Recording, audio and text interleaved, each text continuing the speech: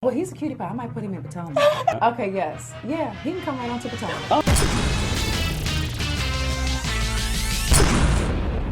What's up, y'all? It's your boy Richie Scott back with another video. I want to thank you guys so much for tuning in to this channel. If you haven't done so by now, go ahead and hit that subscribe button down below. Hit that notification bell button so that you may be clued into when we drop new content right here on this channel. Now, with that being said, let's go ahead and talk about what we got to talk about today, okay? Now, most of the time we've been talking about Real Housewives of Atlanta, but got more news popping off, and it ain't that show. This time we're going to be talking about Real Housewives of New Jersey, okay? We got the real tea on who told Danielle to pull Marge's ponytail, that bend and snap that was heard around the world. We got the tea for y'all on that from our friends over at All About the Tea a couple of weeks ago, but now it has been confirmed, okay?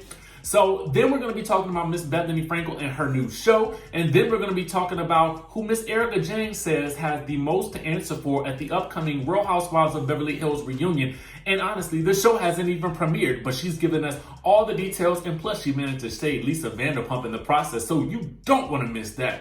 Now, with that being said, let's go ahead and, wait. First of all, y'all know now you can text me. Go ahead and shoot me a text message. I try to at least respond to people every single day during the week if I possibly can. But this way I can communicate with you that all the things that I have going on outside of this channel right here. And I can actually tell you guys that I'm actually starting 2 new channels. It's going to be crazy around here. My schedule is going to be insane. And this week we're going to be in Los Angeles to attend the ABFF honors in Los Angeles, okay?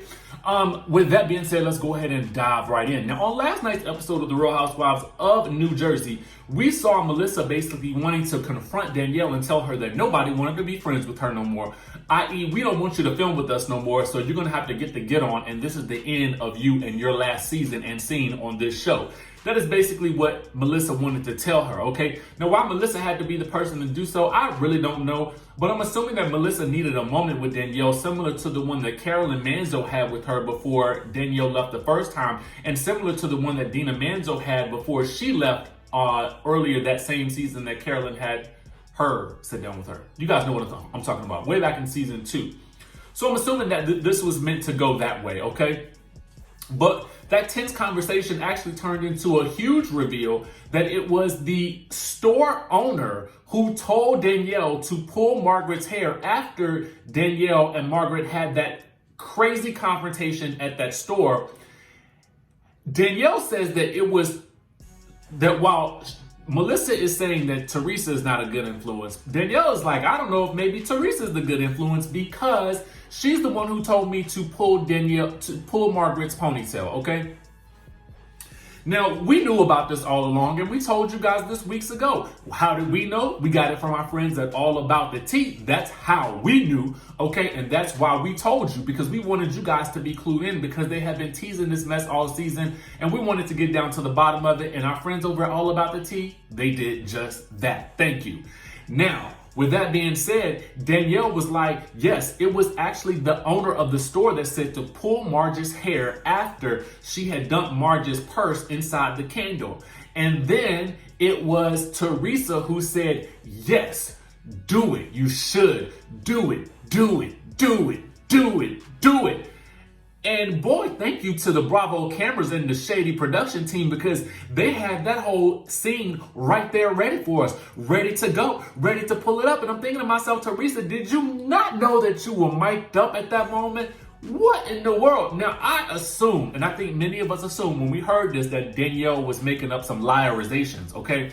That she was telling some stories, some tall tales, some fibs, some extended versions of the truth. But actually what she was telling was the actual truth, okay? And now we know based on the footage that Bravo showed, and I love some unreleased footage, and I love a moment when the ladies don't expect something to be coming that is actually coming. And so now we know that it was Teresa who was the one who actually did that. Now, we also have a bit of information about how Marge feels about that. Very shocking, right? Interestingly enough, we have heard really nothing from Teresa about this whole incident as of yet, and I'm assuming we'll get more of that next week and at the reunion. But in the preview for next week's episode, it looks like she's just throwing a drink and getting mad, and then she calls Danielle to basically ask her why she said that. And I feel like she kind of denied it, but I'm like, girl, the cameras will show you and show us what you did if you did it. Now here's the thing. Y'all know I have been team. I'm not mad at Danielle for pulling Marge's hair because Marge threw a drink on her. What I am mad at is Teresa not owning her part in it. Now, granted, nobody can make Danielle do something. It's not like they held a gun to her head and said, girl, go over there, pull her hair, and if you don't, we're going to give you 50 lashings. They didn't say that. Basically, what they said was, you should pull her hair. Gave her the thought, and then egged her on. Now, does that make either of them responsible for the action? No, it does not. But at the end of the day, it does make you look very bad. Now, again, I'm not mad at the fact that Danielle basically jumped back at Margaret. If you throw a drink at somebody, you got to be prepared for them to do whatever they want to do as a retaliation, because now you've gotten physical. So I'm not really mad about that. I guess I'm just mad that it's funny that Teresa was behind it all.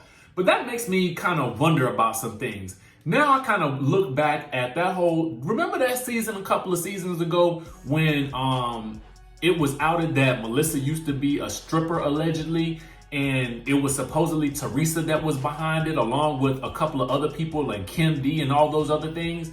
It kind of makes me give Teresa a side eye because I'm like, Now, if you could be behind the scenes pulling some strings on this situation, might you have been behind the scenes pulling the strings on that situation? Y'all comment down below and let me know what y'all think about this. I still love Teresa, but at the end of the day, Danielle just basically outed your whole entire business. And I'm here for it. And to be very honest with you, I would have loved to see Danielle come back. Now, we know she's made the announcement that she hasn't, and she allegedly had a breakdown at the reunion. Again, this is according to our sources at All About the Tea, who got all the exclusive on what happened at the reunion. You guys can read more about that. I will put their website in the link in the description below. Now, let's move right along to Miss Bethany Frankel, because y'all know she left the Real Housewives of New York because she wanted to do her own thing and she was tired of fighting with them girls, okay? Now, it was just recently released that her new show, Big Shot with Bethany, a new half-hour competition series, is produced by Bethany and her Be Real Productions, as well as Mark Burnett, MGM Television, and Big Fish Entertainment.